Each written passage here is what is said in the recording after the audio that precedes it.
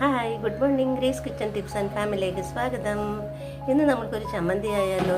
അപ്പോൾ 5-6 വറ്റൽമുളക് എടുത്തു, 3 സ്പൂൺ മല്ലിപ്പൊടിയല്ല, സാധാ മല്ലി എടുത്തു. പിന്നെ ഒരു ശകലം മുട്ടായി വലുപ്പത്തിൽ ഇച്ചിരി പുളി എടുത്തു, പിഴുപുളി എടുത്തു, ഒരു 5-6 കൊച്ചുള്ളി എടുത്തു, പാകത്തിന് ഉപ്പെടുത്തു, ഒരു കറിവേപ്പിലിൻ്റെ കറിവേപ്പില എടുത്തു. നമ്മൾ ഒരു പാനിൽ വറക്കണം.